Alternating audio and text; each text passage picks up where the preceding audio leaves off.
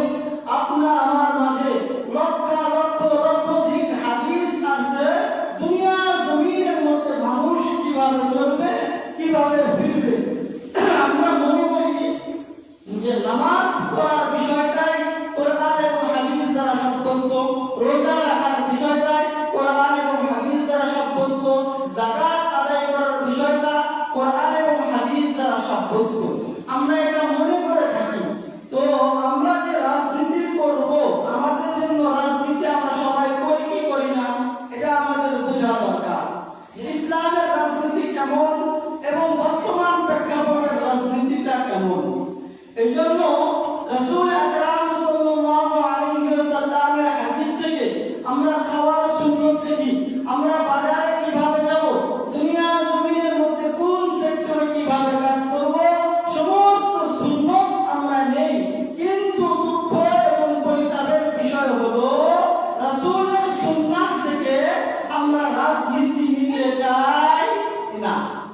তাহলে সমস্ত জিনিস যদি আমরা কোরআন এবং হাদিস থেকে নিই এবং রাসূলের তরিকা অনুযায়ী রাজনীতির কিছু পাওয়া যায়, সেটা আমাদের জন্য গ্রহণ করা দরকার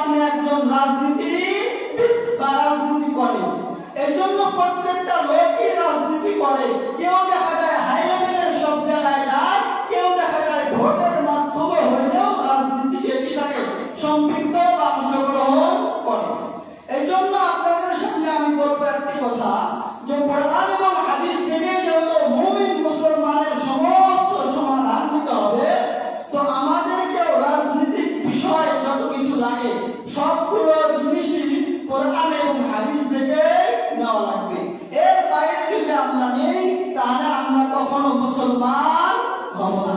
কারণ এই দুনিয়ার জমিনের মধ্যে যত আম্বিয়ায়ে কেরাম আছেন, সমস্ত আম্বিয়ায়ে কেরামের কাজ ছিল দাওয়াত এবং রাষ্ট্র পরিচালনা করা ইসলামী শরিয়া অনুযায়ী, আল্লাহ তাআলার হুকুম এবং ওই নবীর যে অবস্থা ওই অনুযায়ী, তরিকা অনুযায়ী রাষ্ট্র ব্যবস্থা করা। তো আমরা যেহেতু মুসলমান, আমাদেরও এরকম ভাবে ইসলামী শরিয়া অনুযায়ী, কোরআন এবং হাদিস অনুযায়ী আমাদের জীবন যেরকম ভাবে চালাই, রাষ্ট্রীয় ভাবে সমস্ত জায়গাতে আমাদের ইসলাম এবং শরিয়াকে প্রাধান্য দিতে হবে। যে সমস্ত বন্ধুরা, যে সমস্ত মানুষরা ইসলাম এবং শরিয়া আইনকে জবাই করে ব্যক্তিগত স্বাধীনতা অথবা মানুষের রাজনীতি নিয়ে লাফালাফি করে, তারা ইসলামকে জবাই করে দিয়ে ব্যক্তিগত রাজনীতি করতেছে, তারা কখনো প্রকৃতপক্ষে ইমানদার হতে পারে না। এই জন্য আপনাদের সামনে আমি সংক্ষিপ্ত একটা আয়াতে কারিমা বলবো। এই আয়াতে কারিমা অনুযায়ী আমরা চলার চেষ্টা করবো ইনশাআল্লাহ। আল্লাহ তাআলা বলেন, মান ইয়াশফা' শাফাআতান হাসানাতান ইয়াকুল লাহু নাসীবুন মিনহা ওয়া মান ইয়াশফা' সাইয়্যাতান ইয়াকুল লাহু কিফলুন মিনহা। আল্লাহ রাব্বুল আলামিন কোরআনে হাকিমের মধ্যে ফরমান, সৎ কাজের সুপারিশ যারা করবে, সৎ কাজের যারা আনুগত্য করবে, সৎ কাজের যারা সহযোগিতা করবে, ওই সমস্ত বান্দা-বান্দী সৎ কাজের সহযোগিতা সুপারিশ করার কারণে যতটুকু সওয়াব হবে এক অংশ ওই ব্যক্তি পাবে। কোন ব্যক্তি পাবে? যে ব্যক্তি সুপারিশ করবে, সাক্ষ্য দিবে, সহযোগিতা করবে সৎ কাজের, ওই ব্যক্তি ওই সৎ কাজের যে সওয়াব হবে তার একটি অংশ ওই বান্দার আমলনামায় রব্বে কারীম কি করবে? দান করবে।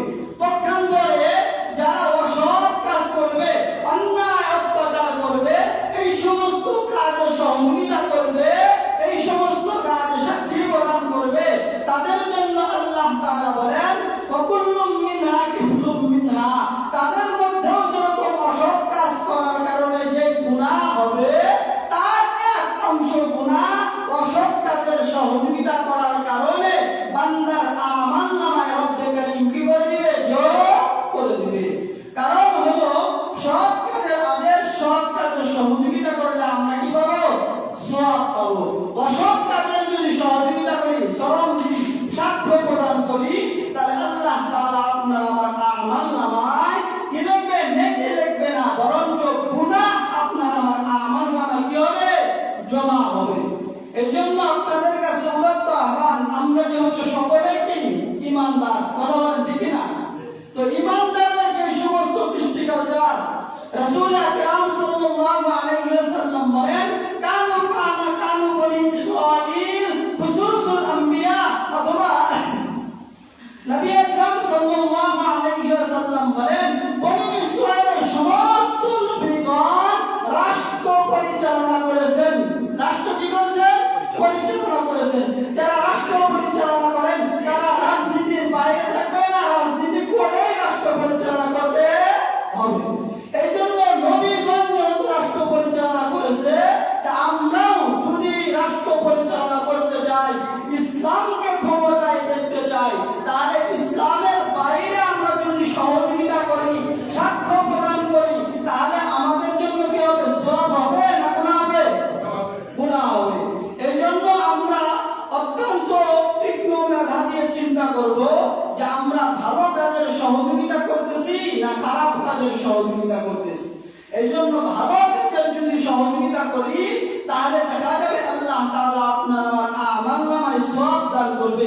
এর কারণ হলো একটা বলি আপনাকে, যদি আমরা সহযোগিতা ভালো কাজের করি, তখন দেখা যাবে একজন সৎ এবং যোগ্য লোক, এই এলাকার একজন নেত্রী বা একজন মানুষকে আমরা কি করলাম? নির্বাচন করলাম। এই মানুষের দ্বারা অনেক গরিব দুঃখী বিভিন্ন জায়গায় ভালো কাজ হবে কি হবে না? হবে। এই যে ভালো কাজগুলো হলো, এই ভালো কাজগুলো করার জন্য সহযোগিতা করেছে কারা? যারা তাকে সাক্ষ্য দিয়েছে, যারা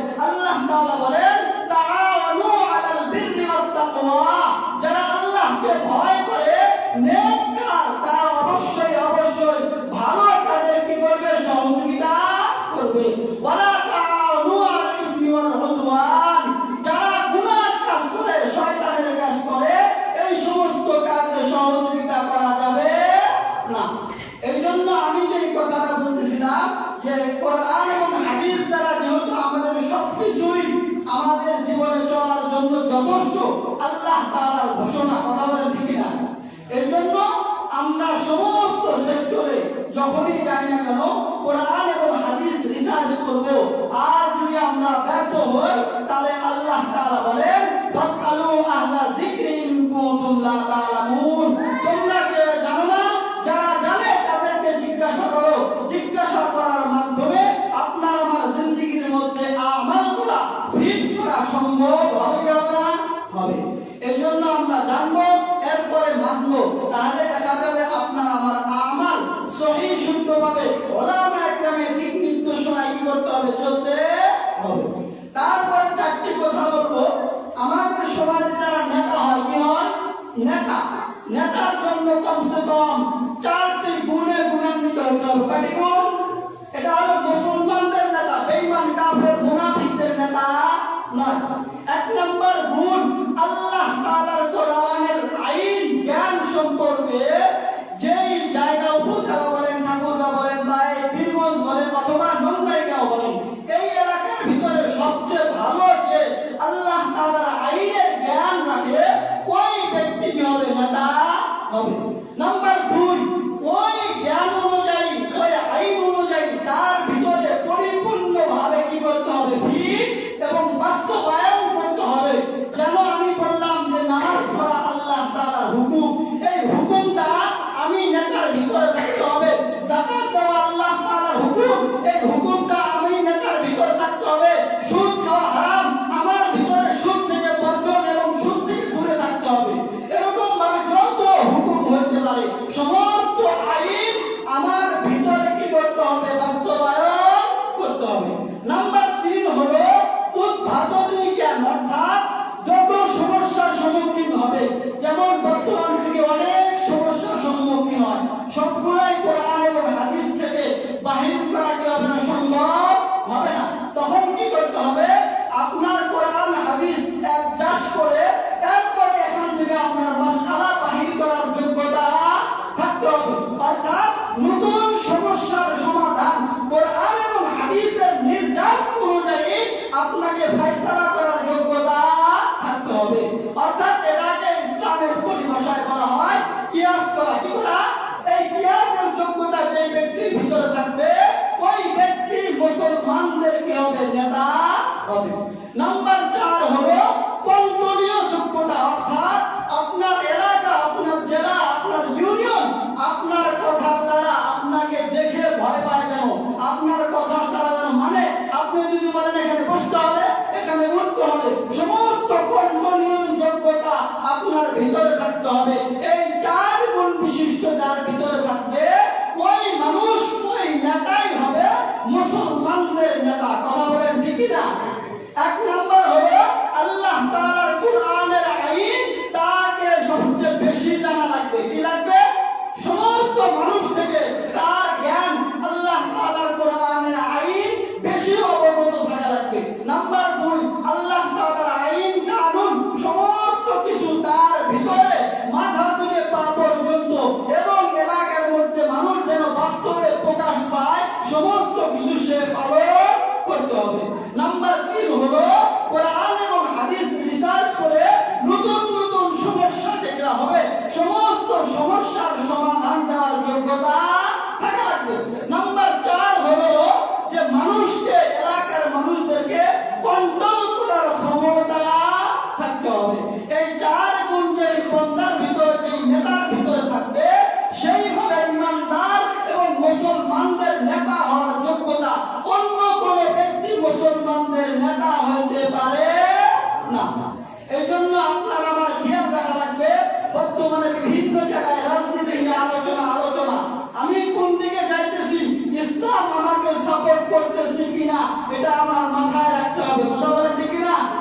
আমরা তো শুধু টাকা পাইলে একটা ভোট বিক্রি করে দিই 2000 টাকার বিনিময়। এই 2000 টাকা আমি নিলাম, কিন্তু ওকে আমি সাপোর্ট করলাম, সাক্ষী দিলাম, সে সারা জিন্দেগি যত কুকর্ম করবে, যত মনে করেন যে জেনা বিচার করবে, সিগনেচার করবে, সুদ ঘুষের সমস্ত গুনাহ আপনার আমার আমলনামায় আল্লাহ তাআলা সবকে জারিয়ার মতো অটো জমা করে দিবে। কি করে দিবে? অটো জমা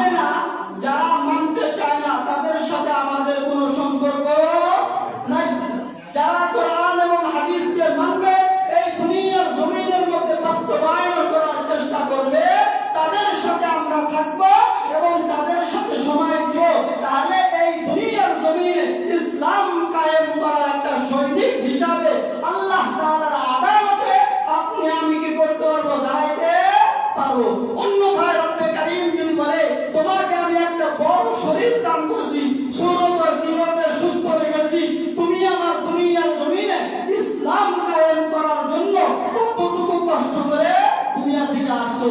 আপনি আমি যদি বলি যে আমি কোনো কষ্ট বা কোনো সহযোগিতা করি নাই, তাহলে কি আল্লাহ তাআলা আপনাকে আমাকে ছাড় দিবে? দিবে না। কারণ নবীগণ আসছে দুনিয়াতে এই দিন জিন্দা করার জন্য। আপনার আমার নবীর পরে আর কোন নবী আসবে না। আর এই নবীর খলিফা হলো উলামায়ে কেরাম। এই উলামায়ে কেরাম যেভাবে দিক নির্দেশনা দিবে ওই অনুযায়ী যদি আমরা চলি, তাহলে আমরা প্রকৃতপক্ষে খাঁটি ঈমানদার, আল্লাহ তাআলার খাঁটি গোলাম হয়ে দুনিয়া থেকে যাইতে পারবো।